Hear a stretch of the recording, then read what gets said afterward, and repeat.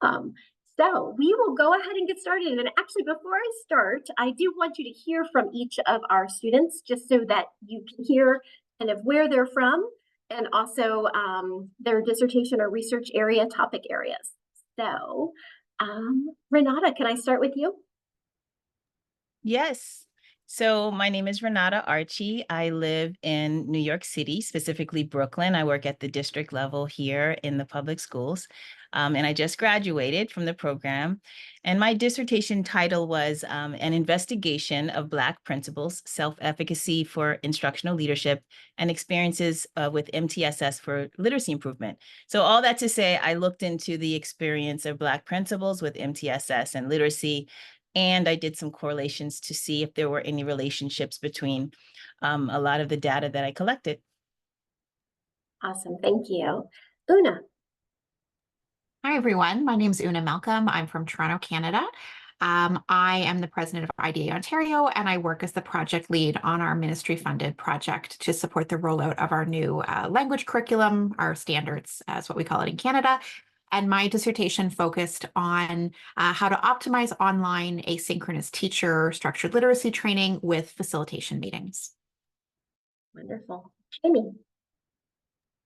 I'm Jamie Peeler. I live in Zionsville, Indiana, and I'm an assistant professor at MSJ and the program facilitator for the graduate reading science program. And my dissertation was on Tier 3 intensification using problem solving, structured problem solving, and instructional design. Wonderful, thank you. And wrapping up our trailblazers, Tambra. Hi, I'm Tambra Eisenberg, and I'm in South Williamsport, Pennsylvania. And I work for PATN, the Pennsylvania Training and Technical Assistance Network in Pennsylvania. And my dissertation topic was sound spelling wall tool development. So basically, I created a tool and was looking to see if we could measure teacher knowledge and application of sound spelling walls in the classroom, and then look to see if there was a correlation between that knowledge and application. Wonderful, thank you. Mercedes. Hi, everyone. My name is Mercedes Davila, and I am from Brooklyn, New York. I am a dual language kindergarten teacher at New York City Public Schools. This is ending my 18th year as a teacher. And my dissertation is going to be an oral language comprehension and engagement intervention on preschool English language learners. And I'm really excited about it. Awesome. Thank you. Lacey. Hello, everyone. My name is Lacey Fisher, and I am from East Side, Michigan, a little tiny rural town north of Detroit. And I am a elementary curriculum coordinator as well as a preschool principal in my district. And my dissertation topic focuses on a program that is new to the science of reading. And I'm looking at building knowledge capacity, implementation of evidence-based practices, and self-efficacy around those practices. So I too, like Mercedes, am very excited about this work. Wonderful, thank you. And Nicole. Hi, everybody. My name is Nicole Flores, and I live in Albuquerque, New Mexico. I am a literacy specialist for the Institute for Multisensory Education. I am starting my second year in the program, and so my broad dissertation topic for right now is English language learners, and then somewhere around oral language maybe, or spelling. We're just going to say that for right now. That's awesome. Thank you, Nicole. Yeah, when I was meeting with Mercedes earlier, I told her, I was like, we got to get Nicole in on your dissertation. So, yeah. Wonderful. So thank you all for sharing. I think it's nice as I start talking about the program to kind of hear from our students and understand we are very fortunate to have people from all over the country, and also people, and even Canada. Thank you, Una. And also people from very different roles, which we really value, having kind of a multidisciplinary approach in our student population as well as our faculty. So welcome to our information session. Tonight, we will kind of go over general things about the program. I have opportunities throughout our presentation to ask some questions of our panelists, our students, as well as Allison from our admissions office. I also will welcome you to put questions into the Q&A, and our panelists will answer questions as they can as things come up that are easy to answer. And if there's something that would be good for us all to hear, they will help bring those questions to the forefront. So please do put your questions as you have them into the Q&A. Then we'll talk about the application process, and that's where Allison will chime in, talk about some costs, and then also scholarship opportunities that we have in our program. So start our faculty. We have 5 full-time faculty members in the Reading Science Doctoral Program, 3 part-time faculty members. And so we're really fortunate to have a wonderful faculty group. We have people who have a background in psychology, school psychology, speech language pathology, classroom teachers, as well as special educators. So we're very fortunate to have a wonderful faculty group. Anita Archer, you may recognize. She is not formally part of our faculty, but she is actually co-teaching a class with me right now that Nicole is in. For our program, and she's a good friend of our program, as I'll mention a little later as well. She comes and joins our summer institute and spends the week with our students, and then also, as I said, is co-teaching a class right now with me, which is very fun. We just welcomed cohort 4, so here's cohort 4 right now. So currently in the program, we have 3 cohorts. Those who are just beginning their first year, cohort 4, and we have a little tradition in our program where the cohorts name themselves. And so cohort 4, some of people on this call may not know, but they name themselves. They are called the Freedom Fighters, and the word read is uppercase when you write it out. So the Freedom Fighters are just beginning with us this May. And then cohort 3 is Mavens, and Nicole is part of cohort 3. And then cohort 2, the Game Changers, Lacey and Mercedes are Game Changers, and they are beginning their 3rd year. And then, as I said, we're so fortunate that we now can tell you about the whole program from a student perspective, because we have our first group of graduates, our trailblazers. And they graduated just a couple weeks ago. And so we're so proud of all of them and so glad that they came back to share some of their experiences with you to kind of help us understand the whole student experience, and really helped us as a program build the program and understand what it takes and what is needed to help people get through their program. And I should say, with our trailblazers, we had 18 people who began their dissertation defenses in the spring of this semester, and I'm happy to say we had 18 people successfully graduate. And so we have a very high completion rate for our first group. We did have 2 people who began as a trailblazer and had to take some time off for different reasons, but one of them joined Game Changers early on, and one of them had to delay her dissertation, but they're on track to also complete the program. So we always say that when you're accepted, we plan to accept 20 people, and we plan to have 20 people graduate from our program. It's not a weeding out program. It's once you're in, you're one of us, and we want you to be successful and get through the program. So let's start with talking about who's eligible to apply for the doctoral program. So we are a doctoral program, a standalone doctoral program. So you do have to have completed an undergraduate degree and a master's degree in education or a related field. And I often get the question is, does it have to be a master's in education? And the answer is no, it can be in psychology or speech language pathology. We do have a number of people in related professions, and that is completely fine. But it does have to be a master's degree and an undergraduate degree completion. We are only able to accept people who are residents of Canada or the United States. And the reason for that, it's a complicated reason. We are a small university, and doing business in other countries is actually a pretty costly endeavor. And so every country that we would accept students from, accept their residents from, we actually have to set up like a business there, paperwork and costs and so forth. And as a small university, we just are not able to take on those costs. And so right now, we are only able to accept applicants who are residents of Canada and the United States. And we wish we could, because we do know we have some international people who would love to come, and we would love to have international students, but it really is just simply a cost challenge with a small university. I also like to kind of start off this information session talking about our purpose as a doctoral program. We started this doctoral program because we saw a need to make sure that teachers, through initial preparation and through their professional development and continuing education, are taught the science of reading when they're taught about reading. And we see this as something that is crucial solving the reading crisis in our country and moving towards a more socially just educational system for all children. And so we really see our mission to prepare educational leaders in the science of reading to affect social justice through impacting educational systems, enabling these systems to provide effective research-based instruction for all.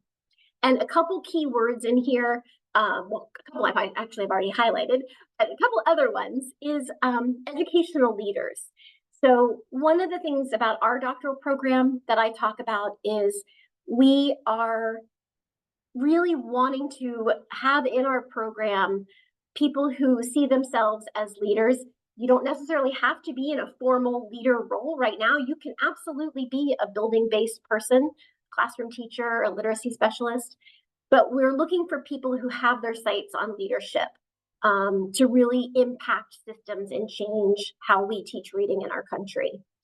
So we also are really looking for those translators of science and those implementers. You learn a lot about research in our program, but our goal is more around implementation of research-based practices rather than people who will work in a research lab one day.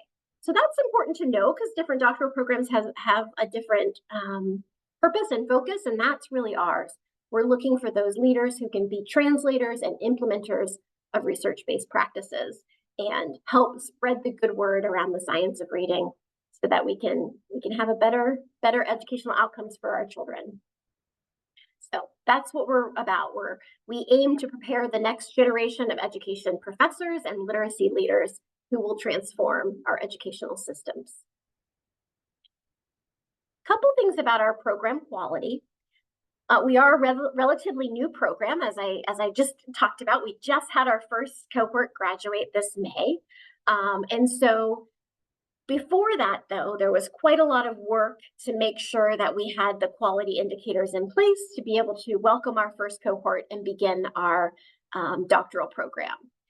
So we had a 2-year process of creating the program and all the accreditations that you have to go through. We have a longstanding tradition of a successful, fully accredited Science of Reading graduate program that's fully online. We were one of the first programs at the graduate level to be accredited by the International Dyslexia Association, and we've received re-accreditation from the International Dyslexia Association. So our doctoral program really has built off of what we've learned from the work in our graduate program, both how to do science of reading for educators, as well as how to do online course development and work. So even though we're a newer doctoral program, it's built off a long history of successful science of reading and online course development work. I also like to mention that at Mount St. Joseph University, all of our education programs are science of reading, science of learning programs. We have a very cohesive faculty around these principles of using research to guide our practice. We have an A+ in our undergraduate program from the National Council for Teacher Quality and are considered a model program from National Council for Teacher Quality in the preparation of undergraduate teachers as well. And we're really proud of that. Our dean is extremely supportive and knowledgeable about the science of reading, and actually teaches a class with me around higher education and preparing our doctoral students to teach in higher education. So with the doctoral program, we start one cohort every May, and so that's continuing in the future. You will do a total of 60 credits that are in the doctoral program. if you have to do the prerequisites, that 60 number doesn't include any prerequisites you might need. So there's 60 credits once you begin the doctoral program. And it's 3 full years, including summers. And so we have some on our sample program plans on our website. I know all these numbers don't make sense to you, but just kind of seeing the flow of it. It is a very busy 3 years for sure. You do 2 courses each semester, but 1 at a time. So you'll do 1 course for 7 weeks, and then you'll do a second course for 7 weeks. We do have 2 exceptions to that.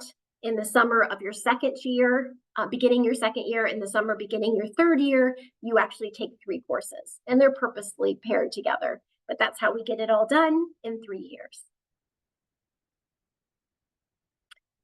When we think about our courses, we kind of think about some kind of groupings of courses. You take a group of courses around leadership and systems change, and there's elements of leadership and systems change, I would say, in all of our courses, but courses that are very specifically targeted in that way. And then you take a set of courses around research and statistics, and these are all guided towards getting you ready for your dissertation.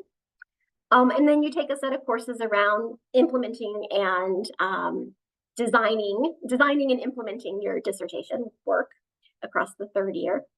And then, of course, the largest chunk of our coursework is very specific to language reading and writing. So courses around the science of reading.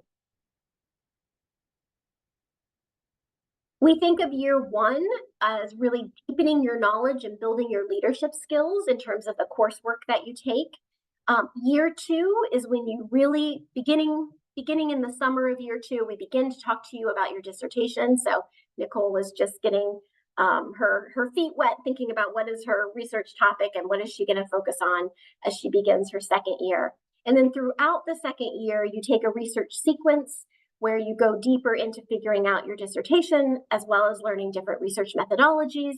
And then in your third year, you start your dissertation work and do your dissertation work starting in the summer of your third year across the fall and spring, with defending your dissertation in March and April of the spring of your third year, and then graduating in May. So that's just kind of a little overview of how our courses work. I'm going to pause for a second to see if there's any questions that would be good to bring up for the whole group yet. Amy, could you talk a little bit about the prerequisites, specifically if you do have prerequisites, when do those courses begin? Great question. Actually, can I ask if we can hold, that's a great question, and it's a very common one. So I am going to talk about prerequisites, but if it's okay, I think I'll hold that until I get to that part of the slides, because I think my slides will help me. Thank you though, Jamie. So another thing to know about our program, during the school year, it's fully online. We do have synchronous meetings that you will all come together on Zoom and meet with your faculty member throughout a course. And then in the summer, we have a summer institute, which is across the last week of June, typically. And it's 5 days, and everybody comes on campus, and we have activities across that whole week. And during that week, we have opportunities for you to get to know your cohort better, so those you will be traveling with. We also have very specific cross-cohort activities. We always choose a book, and we all read the same book and have a book discussion. We also have special guests who come and spend the week, or not often the whole week, but spend some time with us. Anita Archer spends the whole week with us, but most of our guests come for a day or two. And then we also have class meetings. So the courses that you take in the summer will also have face-to-face meetings, which is nice. And then we also have some social and fun events just to get to know each other better. And we really find that the Summer Institute is a nice way to make connections and really build a community that really sustain us across the year when we are, online. It's easier to feel comfortable with people online when you've gotten to know them in person. So we do that the last week of June each year. So this is just a very confusing schedule that just shows that there's lots of activities across the 5 days, and we we mix that with fun as well as, you know, good cross cohort activities. So here's like part of our, I think this was part of the book discussion. And then we also, on the middle of the week, we have a community conference. And those of you who are in your second year in the program do presentations for a community conference. We also have keynote speakers, and all the faculty also present. So it's a wonderful opportunity to hear each other present, as well as we see it as a way to give back to our community. And it's a wonderful day of a conference. So here's just some pictures from our past community conference sessions. Past keynote speakers that we had, our very first one was actually online because it was the pandemic. Louisa Moats, and then we had Julie Washington. Last year we had Elsa Cardenas-Hagen. And this summer we're looking forward to Dr. Marianne Wolf and Dr. Anita Archer presenting and talking with our students. And then at the Summer Institute, we also have some fun. And so cohorts often, you know, have gatherings together. They go out to dinner together. We have things on campus that we do. In the past, we've done kickball, where cohorts play kickball against each other. This year, we're mixing it up and we're doing family game night because there were some injuries in kickball that we want to try to avoid. But we have a mix of deep, intense learning as well as some fun together, which again, we find to be very important. So this is my first place where I want to pause and I want to pose some frequently asked questions to our panelists, as well as seeing if there's any other questions. And I haven't forgot the prerequisite one. I promise I will get to that later. But if there's any questions about the content I've presented so far. All right, so here's probably the biggest question I hear from prospective students. We do say our program is built for the full-time educator, and with maybe one or two exceptions, all 60 students in our program are working full-time as well as doing the doctoral program, and many people have family responsibilities as well. So this question, what is the workload like? And are you able to balance work, family, and doctoral work? And do you have any tips for successful management? I'll just open it up to whoever wants to go first.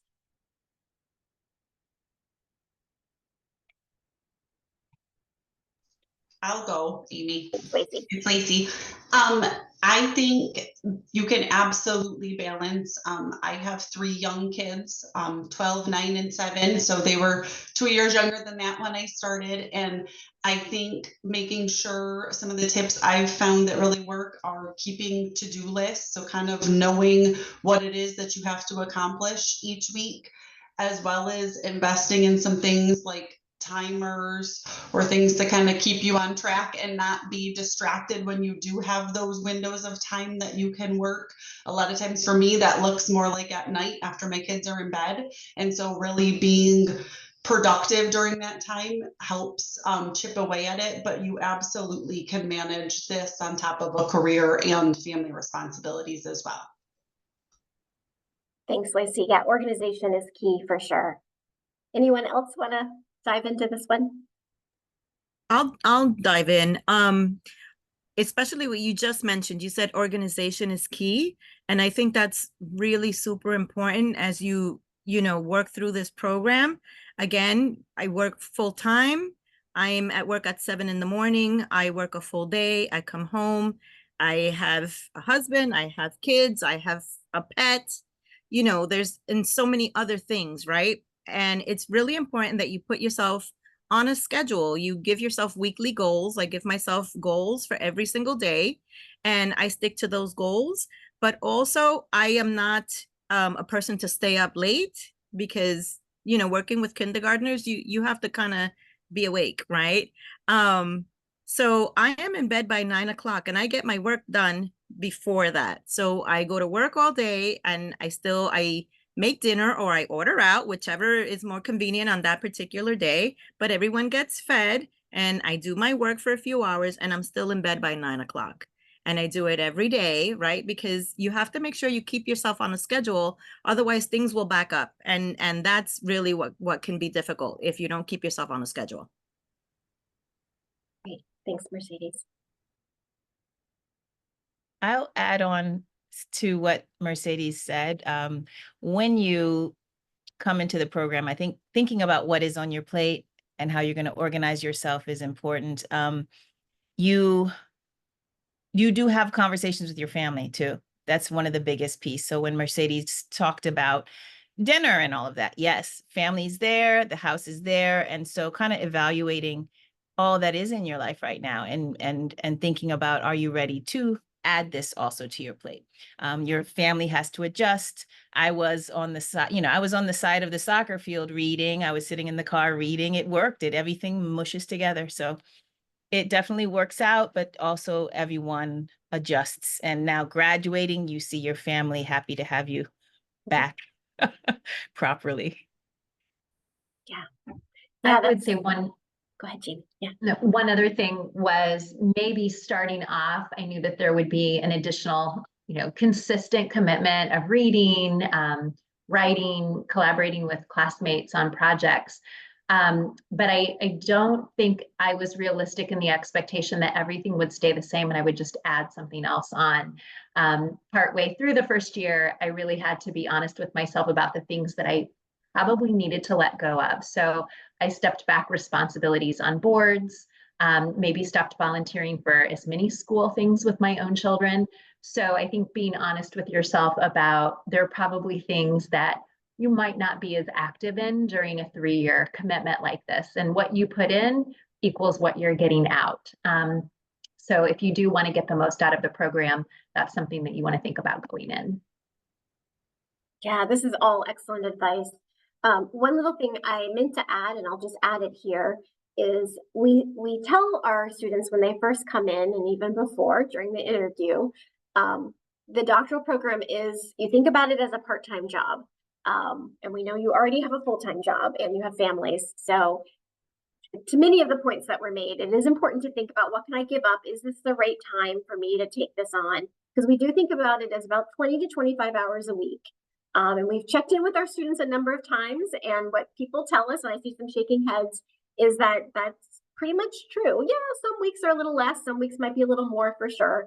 But on average, I think that's a helpful way to think about it, to Mercedes and really everybody's point of thinking about your schedule and how do I fit those hours in? And people have different ways depending on what their job is and their other responsibilities. So thank you all. All right, I'll move to the next question. What would you say is the best part of the doctoral program at MSJ? I think for me, I would say it's the community, whether that be your cohort of the peers who you're moving through the program with year over year and become really quite close and connected with.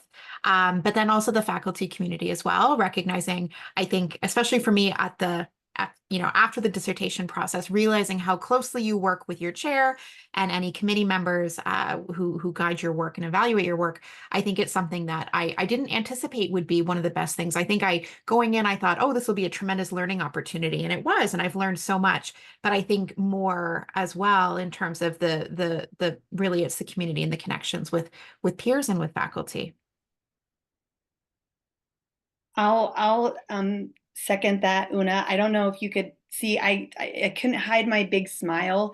The community is amazing. Going into a doctoral program, you're ready to learn and you're ready to grow in that way. But what I wasn't prepared for is my 19 new best friends. And it is truly a special program because of the cohort model. We're checking in on people's kids and how did the baseball game go last night and prom's tomorrow. And it's become almost like, how did I make it without my people? How did I do this before? And so beyond the learning, it's that family component, but it also fuels the learning, the conversations that you have together, because there are so many perspectives and everyone has different jobs. They bring a perspective to a problem or a question that you didn't have. So you're growing and making these deep connections at the same time. And it's really special. I would also add opportunities. So throughout the coursework, students have had opportunities to engage with key researchers in the field that we would probably otherwise not have access to. So, you know, in addition to having Anita Archer working and teaching courses, we've had, you know, small group conversations with Louisa Moats and Lucy Hart-Paulson, and not just having these conversations, but actually getting to participate in projects with people that we respect deeply, and that those opportunities are in place moving forward, even when you leave the program. So I think that's unique to this program specifically. Thank you all. Yeah, I would say faculty feel that as well, that we just feel like we've built this amazing network of professional contacts, as well as, kind of, as Una said, friends, you know, like we really truly believe that we are like our little MSJ family. And it's so wonderful because everybody, including faculty, are working in the field. And so when you have a problem, or a question about, hey, does anybody know about this reading?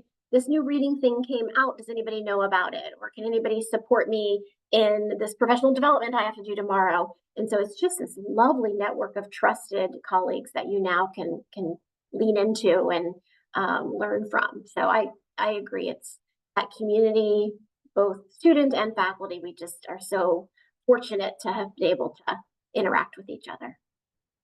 All right, so I'm going to ask the other side of that question. What's the challenging part of doing the doctoral program? So for me, I think one of the things was, especially early on, before you kind of find your groove, there are some activities that you have, you know, this great blessing of being able to work with this new group of people, but there is group work and sometimes scheduling with, you know, people in different time zones and figuring out your own. Sometimes that can be a bit of a challenge. And I would say that you need to have a pretty strong ability to write well and efficiently to really be successful in the program, although there are resources if that's something that you struggle with. Yeah, you learn a lot about how to write well too across the program, but I would say that is something that people come in with some strengths at least on with writing, because you do a lot of writing as you would in any doctoral program for sure. Yeah, thanks, Cameron.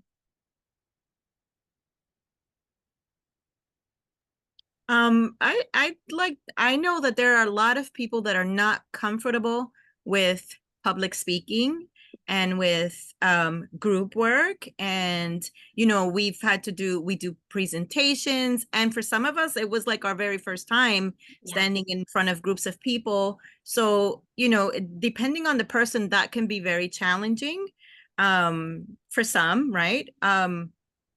And just, I think also, again, going back to just making sure that if you're not the type of person that likes to sit and read, then this is probably not for you. So making sure, right, that we're all readers, we're all like reading nerds, right? We love books, we love to read, and if that's the type of person that you are, this is going to be great. But if reading is a challenge for you and you don't really enjoy it as much, something to think about, right? It could be a challenge. Yeah, and sorting through how to tackle that large amount of reading when you first begin, I think many people struggle with that at first. Just again, getting through it, and it's a different kind of reading and writing that possibly you've been used to in other modes of your life. So yeah, that's great. All right, thank you. And I have a couple other kind of stopping points where we can ask our panelists some questions as well.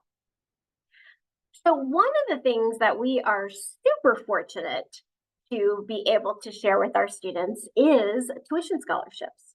So a couple of years ago, we had a very generous foundation, or a private family foundation, grant us large amounts of money to be able to provide supports for our students. And so the biggest support is they have given us the ability to provide scholarships for every single accepted student. And you will get a scholarship that covers 80% of your tuition, starting with this next cohort.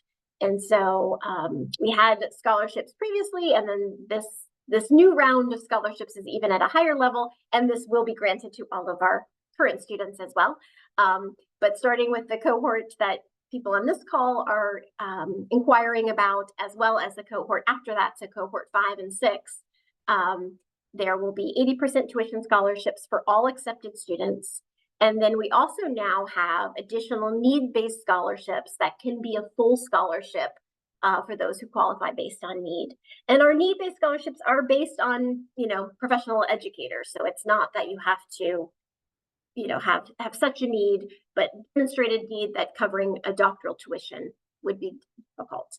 And applying for those scholarships, let me go back to this. Applying for those scholarships are just part of applying to the program. The only addition is if you are interested in being considered for a full tuition scholarship, you do need to fill out the FAFSA, because we use the rest of your application materials plus the FAFSA to understand those who have a demonstrated financial need. But all of those other scholarships, the 80% tuition scholarships, that's just our regular admission process, and we'll talk about that in just a little bit. But there's nothing additional you need to do unless you're interested in the full tuition scholarship, which is need-based. So we're very fortunate to be able to offer those thanks to our private foundation donor. So on this slide, it just kind of talks through what our tuition rate is with the total credits, what that would be in terms of total tuition, and then what your scholarship would be, and then what you would be left with across the full 3 years. Okay, so that I often get asked that, so I just did the math for you and calculated it out. And then I also at the bottom showed credit hours across the year. The first year you take, as I said, just 2 courses in the first summer. After that first summer, you do take 3 courses in your second summer and your third summer. Additional costs that people kind of want to know about often are the application fee. We also do have people buy books in our program. So there's a book, a cost of buying books, like that varies by class for sure. And then there is a graduate student fee across the year that the university does also charge. So that's kind of a rundown of the costs of the program. I'm going to start talking about the prerequisites in a second, but I also wanted to share that we do have in our graduate program, we have a reading science certificate. The reading science certificate is 5 courses, and those are our 5 prerequisites for the doctoral program. So some people just do the reading science certificate because they're interested in that content and that knowledge. Some people do the reading science certificate because they're interested in getting into the doctoral program, and they know they don't have that coursework. If you know you don't have the prerequisite coursework and this is something you know you need to take on, I do like to just mention that starting this year, we are also able to provide need-based tuition scholarships. These are competitive, but they're, again, a full tuition scholarship based on need. And that does have a couple pieces in terms of the application process that Allison can share with you if that's of something of interest to you.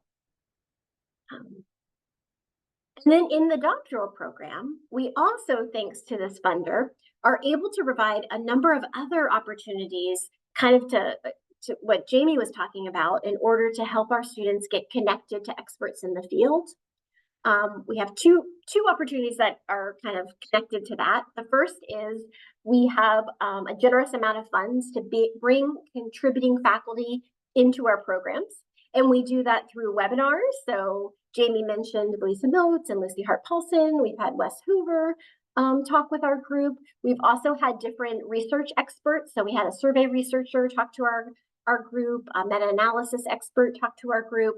So we're really fortunate that we have funds that we can bring in additional expertise to talk and connect with our students as well. Also, every student in the doctoral program gets 2 opportunities to go to a national conference and given a stipend of $1,500 each opportunity to cover registration and other travel costs. Our goal for our doctoral students is to attend 2 conferences throughout their 3 years with us. Some people do a lot more than that because they have other ways of being able to do that. But this funding also helps our students to be able to do that.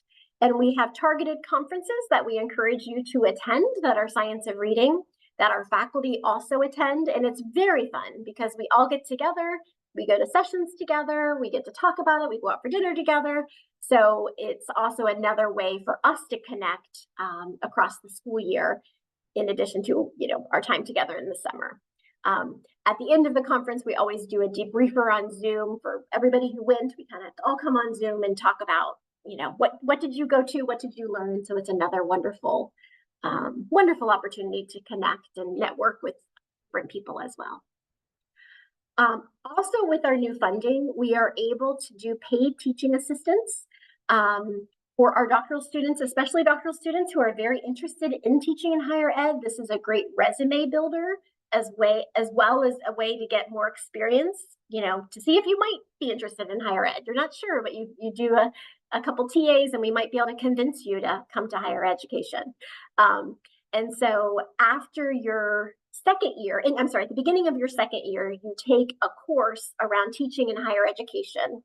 As part of that course, you are a TA that's required as part of that course. It's our one little practicum course where you work with a doctoral faculty member who's teaching a graduate course, and you're a TA in that course in our fully online reading science graduate program.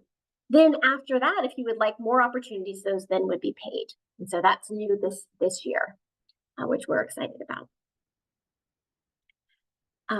So those are kind of our wonderful opportunities thanks to our generous funder. A couple other things to know about our program. We do have some program requirements. We do require the KPERI, which is the Center for Effective Reading Instructions test. That's the center that's connected to IDA, Science of Reading Assessment. Some of you on this call may have already done the KPERI for something else in your life. So if you graduated from Mount St. Joseph's Master Dyslexia Certificate program, you did it. We don't make you retake it. So if you have it in your past already, you can just submit that. If you haven't done the KPERI, we ask that you take it as part of your first summer with us. So that's an early on requirement. And then at the end of your second year, you get to put together a program portfolio. So Mercedes and Lacey just turned theirs in this week, which is very exciting. And that is kind of your exam. Instead of an exam, we do a portfolio to qualify you as a doctoral candidate going into your third year and enabling you to do your dissertation. And then we also do have a dissertation, as you heard our wonderful graduates and students talk about their dissertations that they have done or are planning to do. The dissertation does include a full research project and an oral defense in front of your committee and your invited peers, and that's at the very end of the program. So I often get a lot of questions about the dissertation, and I don't know if there's questions in the chat yet, but all students, as I said, do a dissertation as part of our program. Each student will form a committee. So, and this is where you get to choose. At the beginning of the program, you are assigned a program advisor, and that is really random because all the advisors do the same thing. It doesn't really matter if they have the same research area that you're interested in or not. Program advising is really just about, you know, what courses are you taking? How are you doing? What questions do you have? But your dissertation, you get to choose your person who will lead that dissertation work with you, your dissertation chair. And then you will also choose another faculty member to be on the committee. So you work really closely with your chair. That's the person who guides your dissertation. And then your committee member is another person to give you input and also guidance around the dissertation. So as I said at the beginning, and you heard some of our students talk about, you begin to really formally think about your dissertation beginning of your second year. So we try, and we've gotten better across time, but we try to really help you kind of plant the seeds around dissertation after your first year. You've gotten your good foundation. Now you're ready to think about, what do I want to tackle in terms of research? And we have opportunities across your second year to help you flesh out what you want to do for your dissertation. And that is our research and statistics series. And I will tell you that for many people I talk to, not just some, but many people I talk to, research and statistics is a scary thing. Some of our students, it's not. So some of our students do come in with a good background in this, and this is an easier sequence. But I would say most of our students, that's probably the thing that scares them the most is research and statistics. Because in education, if you have a master's degree in education, you probably didn't take a whole lot of research and statistics. And so that can be scary. And so one thing I like to tell people is we are an education doctorate degree, even though a lot of our faculty have different backgrounds, but we are an education doctoral degree. And so that's what we're basing our research and statistics series on. So we assume that you're coming in with what you would have gotten in a typical education master's degree. And so we really do begin at the beginning in terms of research and statistics. We do a lot, across time, and people learn a lot, but it is, I think, appropriate for where you would be coming from if you are, graduated. You're coming to us with a master's degree in education. Another thing that Anita Archer has been kind to our program about is she set up a dissertation fund for our doctoral students. So at the end of their second year, as they're planning their dissertation, they have access to funding that can help them with implementation of their dissertation. Thanks to Anita Archer. All right, so I have another little question here, because again, this is typically a big one, and I already had our students share their dissertation topics, but I wonder if any of you may share anything about your, especially those of you who are either finished or at least proposing, kind of your journey to choosing your dissertation topic. And did that change? Did you come in knowing what you wanted to do? Did it change? Because I think different people would answer that differently. So anybody want to tackle that one? I just answered a question in the Q&A, so, the same thing. I think some people come in with a very clear idea of what they wanted to do, and that might have stayed the same or changed. Some people have no idea, and the coursework is designed to help get you there. So for me, I had an idea because I work for the last, I was a kindergarten teacher, I was a literacy coach, then I moved to support principals from the district level. So that was very much what I wanted to focus in on. But the specific what, all of my coursework and those research classes helps you understand how that can shape into a research project. What kind of questions am I asking? And how does that, how do I measure that? So you coming into the program, I don't think any of us had that knowledge. So yes, so the program is designed to take you there. So I did come in with an idea, but it was shaped and formed through many discussions and meetings, and it all came together. Thank you. So I had a mess. I had several things I was interested in. I was interested in intensification across tiers. I was interested in structured literacy, Orton Gillingham, phonics instruction specifically. And then through some of the coursework, discovered this whole world of practice and mastery. So I had all of these things, but then it was in, the process with the chair, and my chair was Amy, that there became a way to connect all of those ideas, those research areas together to create the dissertation. So I was definitely a person who didn't have a solid plan on what I wanted to study, but interest. So I think as long as you have an interest in something, figuring out how that might become a dissertation is something that you work on with your chair.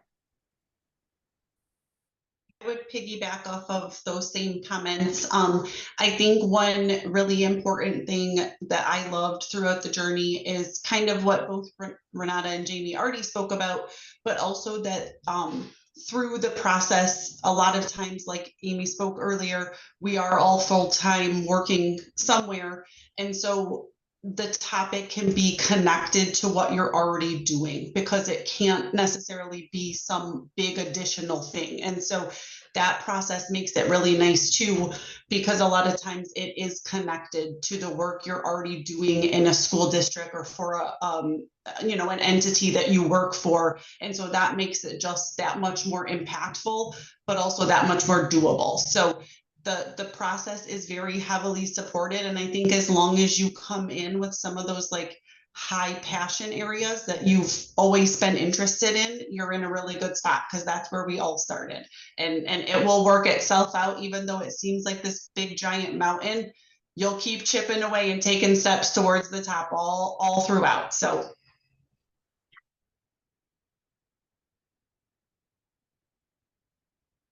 Yeah, that's great. And I think the majority of our students don't come in with a clear idea of what they want to do. Usually they're, as Lacey said, they're passionate about things, and often they're passionate about many things.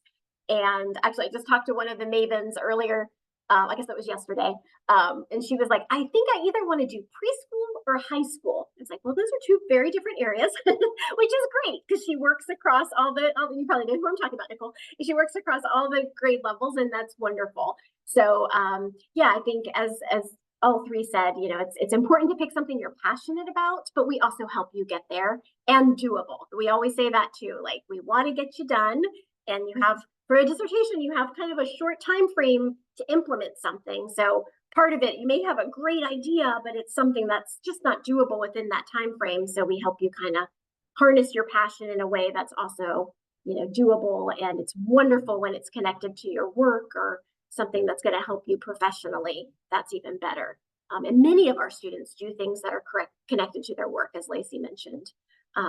And the big thing I think to think about, again, we know you have choices as well. So if you're trying to think, am I a good match for Mount St. Joe? Is Mount St. Joe a good match for me?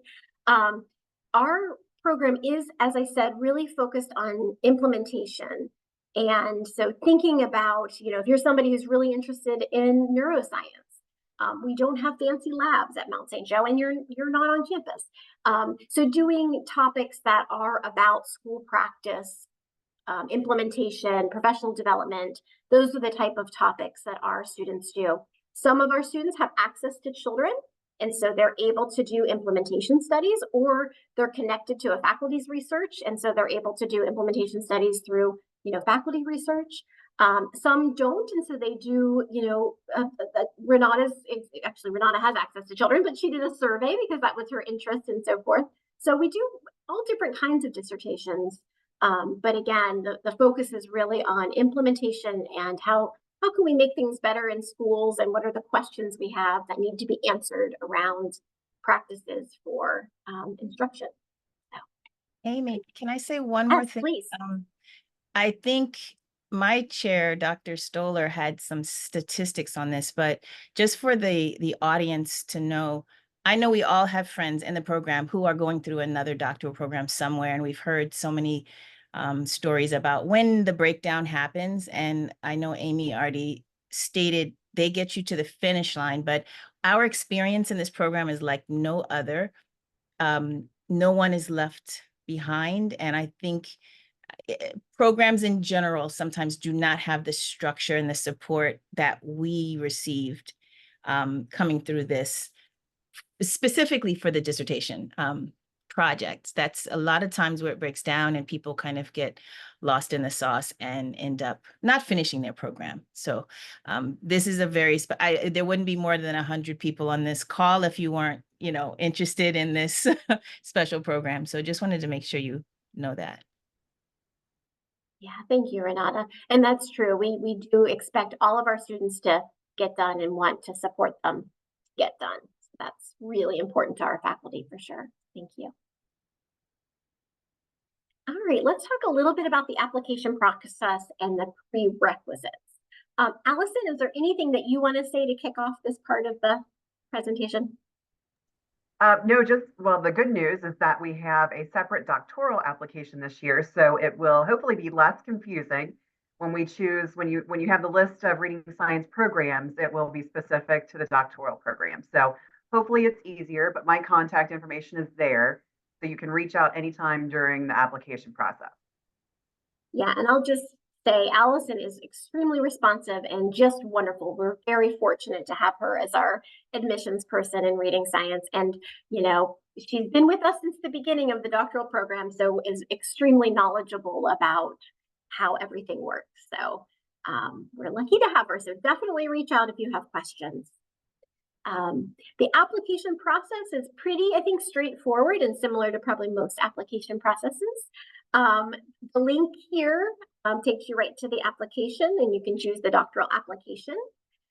We do ask for official transcripts.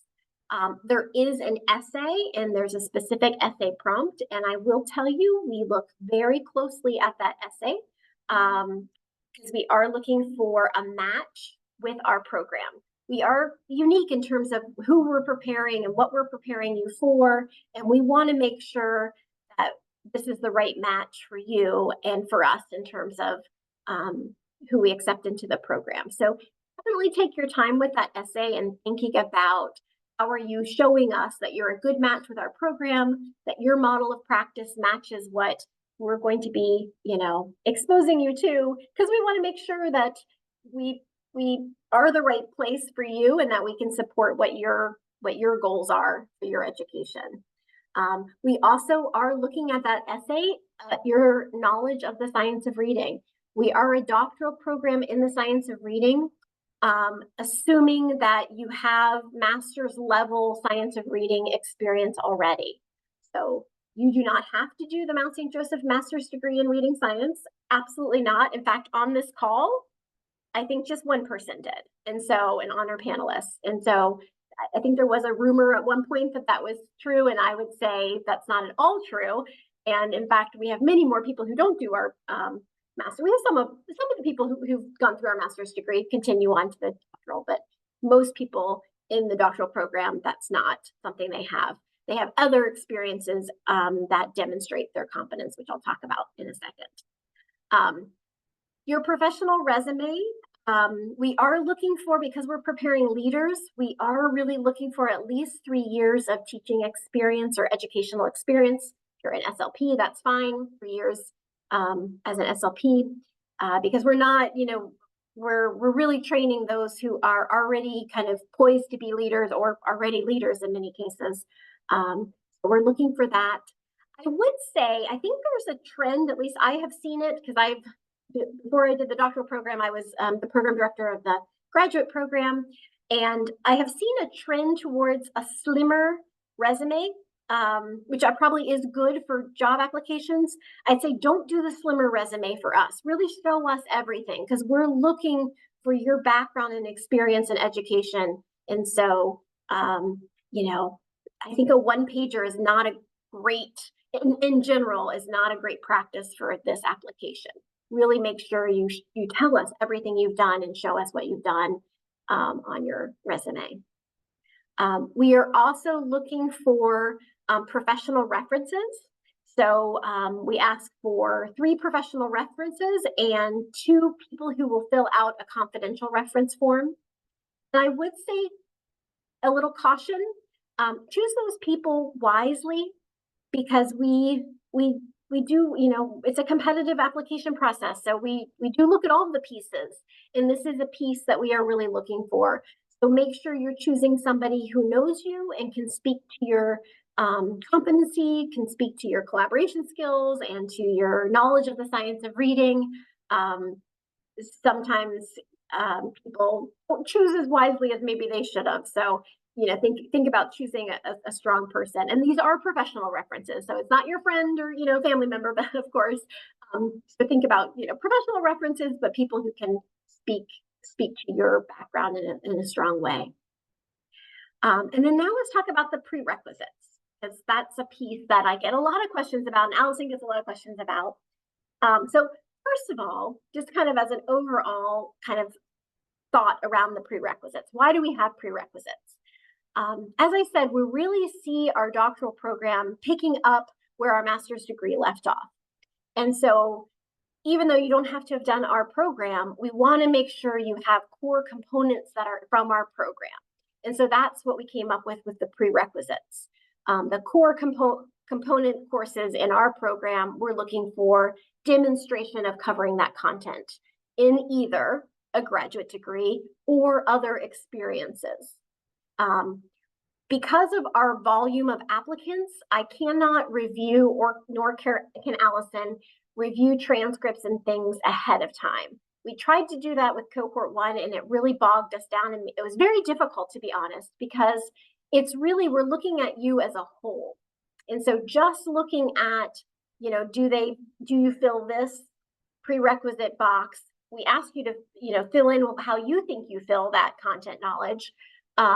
But it's also through the interview process, through the full review of your application, that we make those determinations.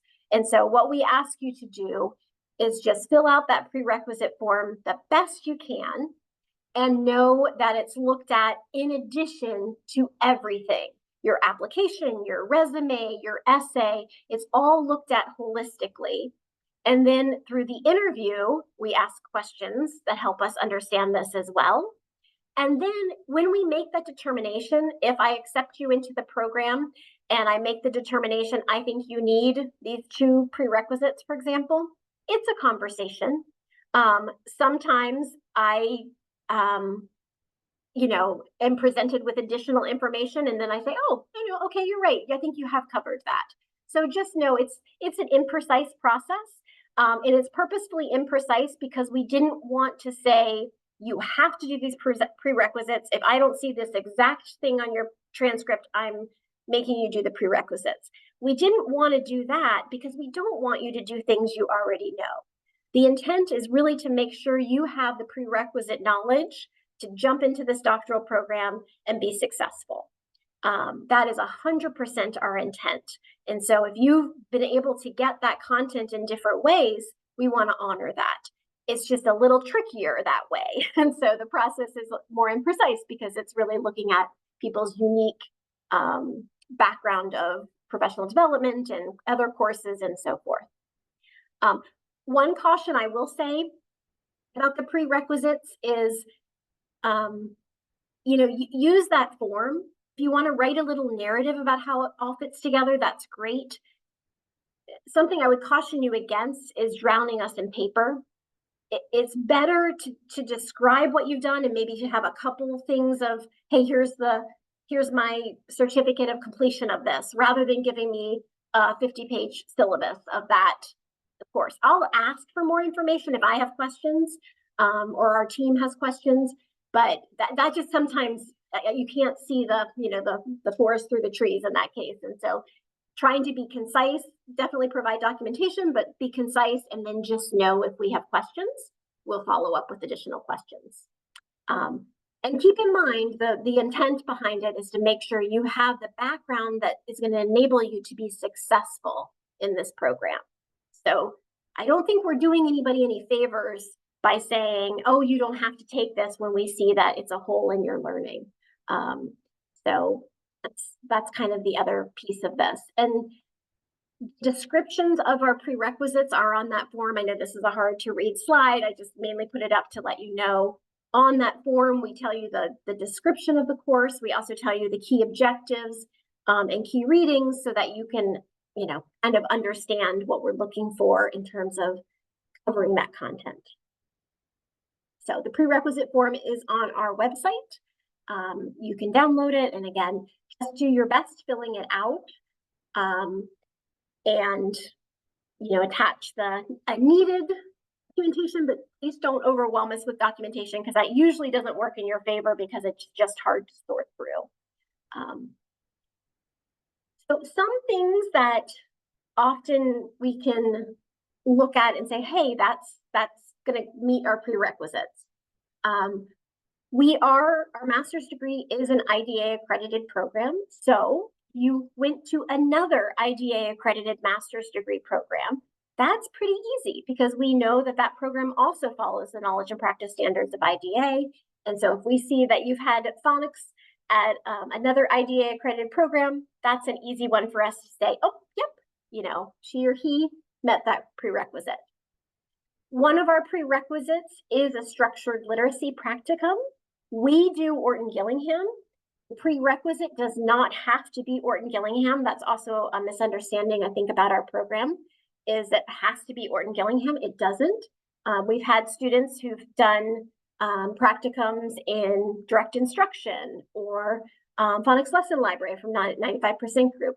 We're really looking for, with this prerequisite, you have experience implementing structured literacy instruction in classrooms. And so again, if it's not as a one little certificate that you can give us, you can write a little description and we'll probe you on that. That's probably the biggest one I have conversations with people about. But if you did do a structured literacy practicum that's on the IDA accredited program list, that's pretty easy for us to say, oh, check, she or he has that.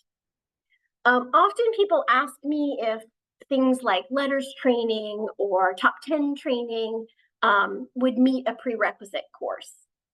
By itself, typically the answer is no. But sometimes people have letters training and then they became a facilitator and then they also did this, and this.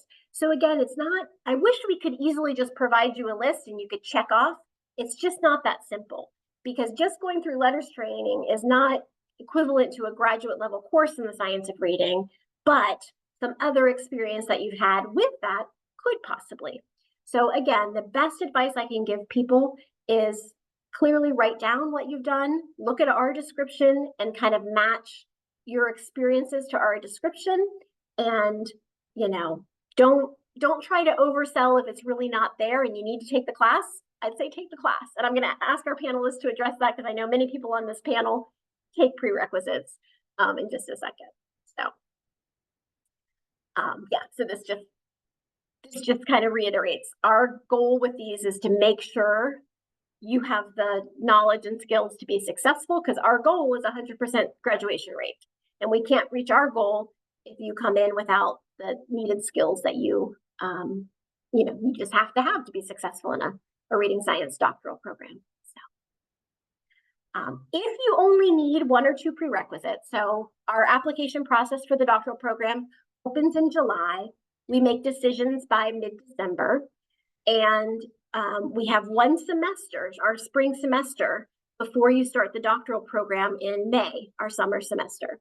So if you only need one or two prerequisites, you can be accepted into the program and take those prerequisites in the spring semester, and you take them with your doctoral cohort. So we have a special section just for you guys. So it's kind of nice because you get to know other people in your program a little bit earlier.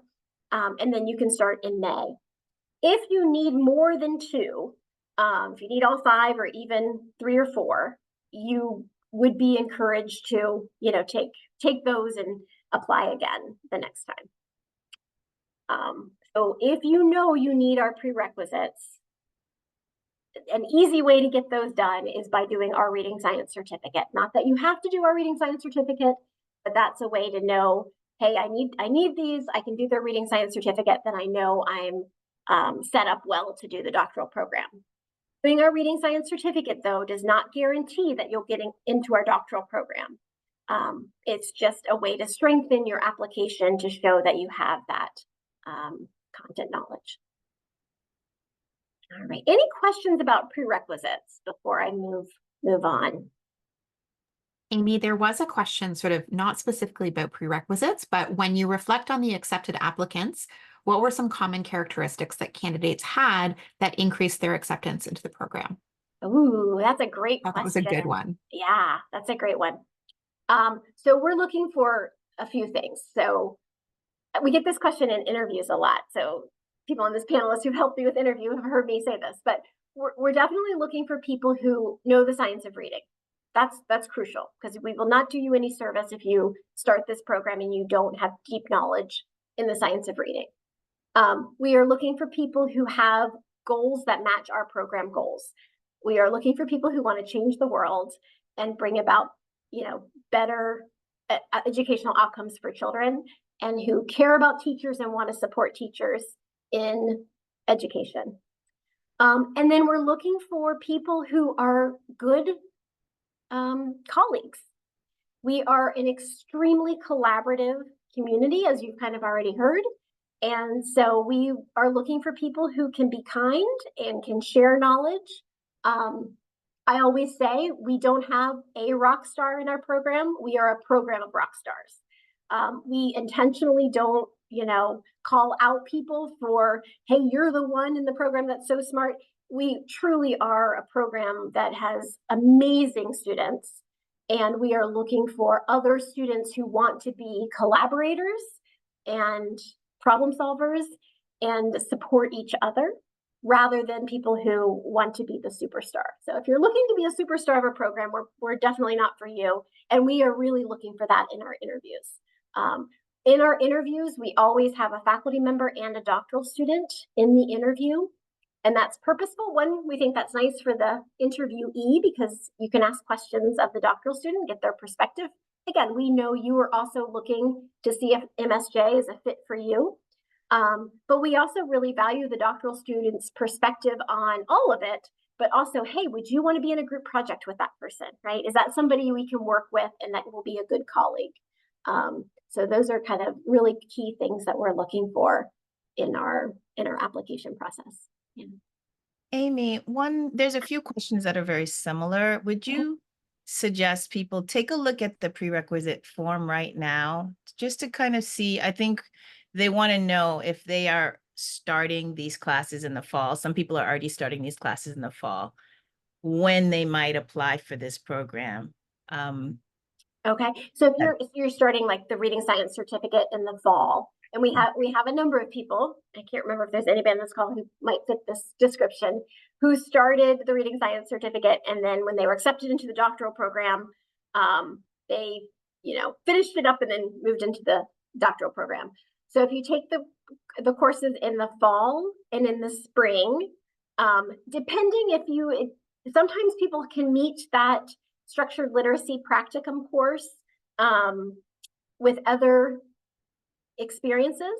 So I would say that's the course that you would be missing by the time you start the program, because the reading science certificate is 5 courses. You do 2 in the fall, 2 in the spring, and then your 5th one is that structured literacy practicum. So if you can meet that in a different way from your professional experience, then yes, and we have people in that boat all the time in terms of our cohorts. So possibly, depends on your background again. But if you need that practicum because you don't have structured literacy experience, then you could go into the next cohort. Yeah, great. All right, so the timeline is kind of listed here. We open, as I said, the admissions window July 1st. So the application is not yet available. It will open July 1st. The deadline for we say there's 2 admissions rounds, but we have never used the second admissions round. So we say if we don't fill with our first round of admissions, we will open a second, but I would not count on that because, as I said, 4 cohorts in, we have not even come close to needing to look at that second round of admissions. So let's just pretend that it's just the first one. We keep it there just in case, because you never know. It opens July 1st. The deadline is November 1st, and that is a hard deadline because of our numbers and our ability to promise this, you will hear by December.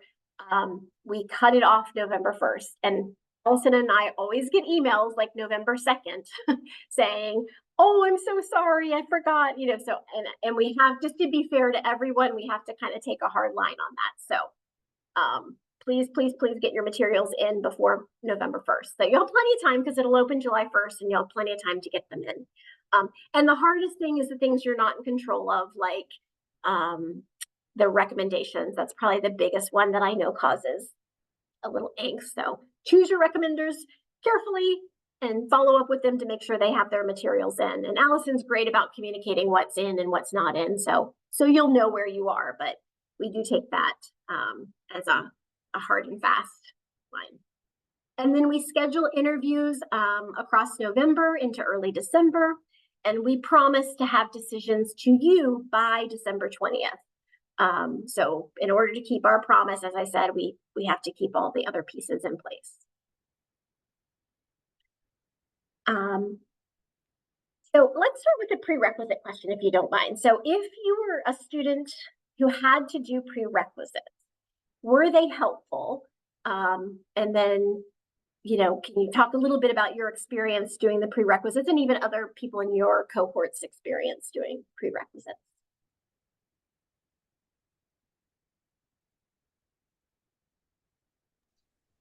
I did. Oh, go ahead. Sorry, no, Anna. go ahead, Lacey. Are you sure? Okay, so I did have to take prerequisites. I was one of the ones who only had to take the 2. So I was able to do that kind of mash up in that January start before the May cohort all went together. And honestly, I did not think of that at all as kind of a negative or like a roadblock. I had gotten my master's in 2014. So it had been a long time since I was in the world of academia and Blackboard and getting myself back into the routine. So I actually really appreciated the opportunity to kind of jump in at a little bit slower pace to back in this world of kind of orienting myself with reading articles and writing assignments and those types of things again. So, and like Amy kind of spoke to, it did give me an opportunity through discussion board and things to kind of get to know a few of my cohort mates before we all started together. So that was really nice too. So I definitely would not think of it if you have to take the prerequisites as kind of like a bad thing or like one more thing you have to do before it starts, because I did feel like it was very positive and it's very well structured and it's doable for sure.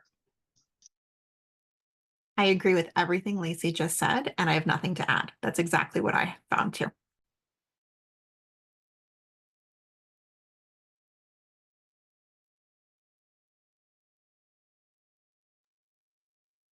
And I'll just say, every cohort so far, we've had over half of the students have to do 1 or 2 prerequisites. So it's not uncommon. It's really not.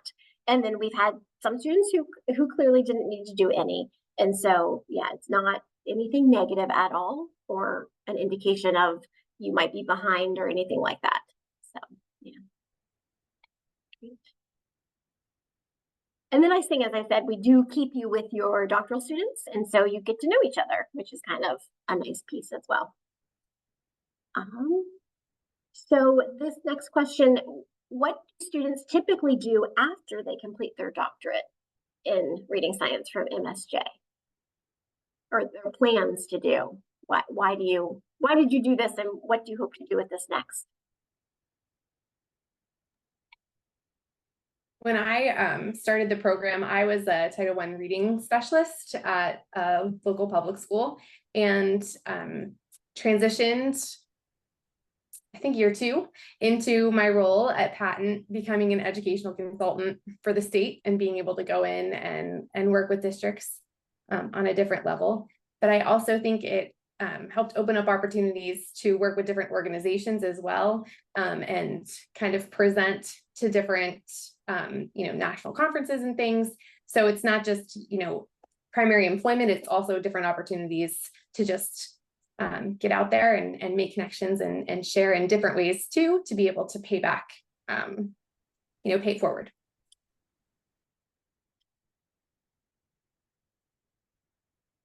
I'll say that even before I graduated a few weeks ago, I was asked to start teaching at MSJ. So those things just fall into your lap. So I'm really excited to be working alongside Jamie in the graduate program. So, and there's a lot of opportunities are going to come your way. So I think I'm not quite sure what my next steps are going to be, but because you're being associated with this institution and this program, many things start to come your way, which is very exciting for us.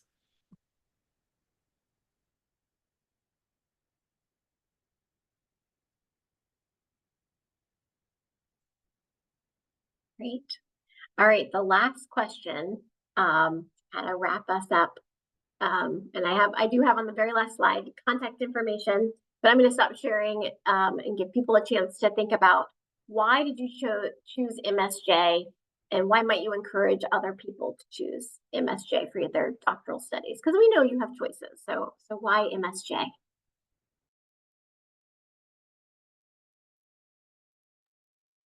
That was a kind of an easy one for me.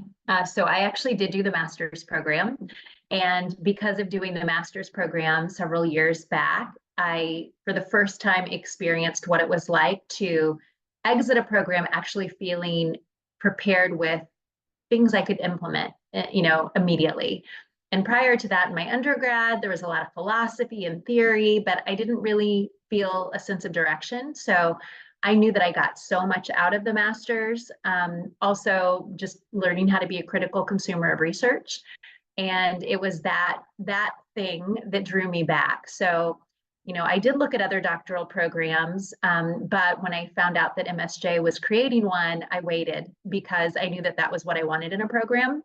It wasn't about getting credentials, it was about getting knowledge. And so for me, it was just kind of a easy choice to make based on my previous experience.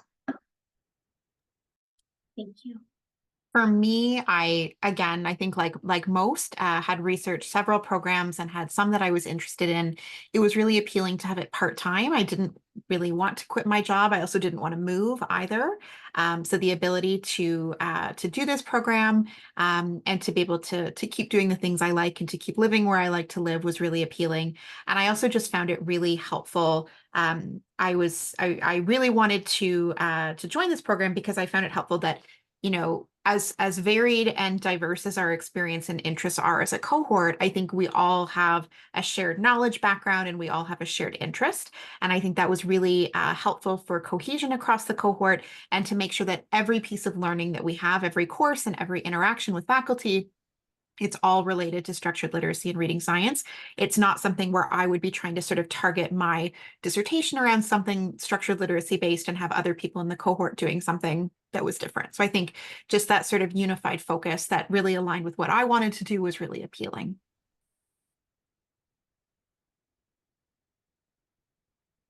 I think that unified focus was really important to me. I have 2 masters. I've been in school, I've been teaching, and I still felt like I needed something more. And I felt like I needed to be better for my students.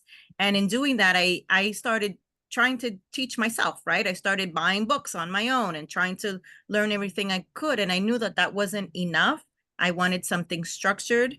And I looked at a lot of schools and I looked through all their coursework and it didn't feel complete to me. It didn't feel complete until I came across a recording of the first webinar and I thought about it for a minute and I didn't apply for cohort, like the first cohort. I waited because I wanted to be sure, when you make a commitment to doing something that you're really going to do it. And this was just the best place. It had the courses that I saw, the titles of the courses, everything seemed to be exactly what I was looking for. And then to have a group of people that wanted to learn the same thing was just like a cherry on top.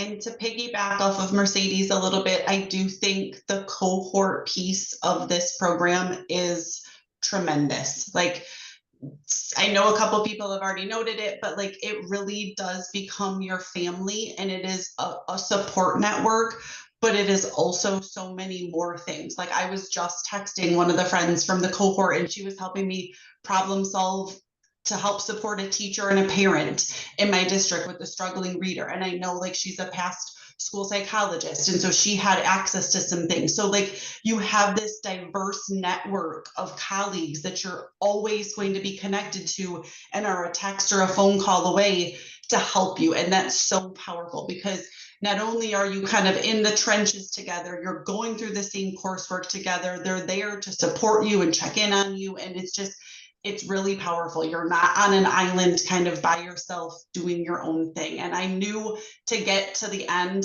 I needed something like that. It really is powerful. And I can't say enough times how important that is as a part of this program. I want to say I agree with everything that everyone has said, especially the cohort. Lacey, I was going to say that again, even though I already said it. It's an incredible model. For me, the other major aspect that drew me to MSJ was the social justice piece. And I felt inspired when I heard Dr. Murdoch talk for the first time. And I didn't feel inspired when I was researching other programs. And so I knew for me, when I felt moved, this was it. And if I couldn't get into this, I wasn't doing anything else. So I think that's a huge thing for me. And I know in my cohort, it keeps us going, that we are doing big things for little people that deserve it across the nation and not just in zip codes that have different things than other zip codes. So I do think that that's something that's really special about this program. And that is the reason I think I fell in love with it.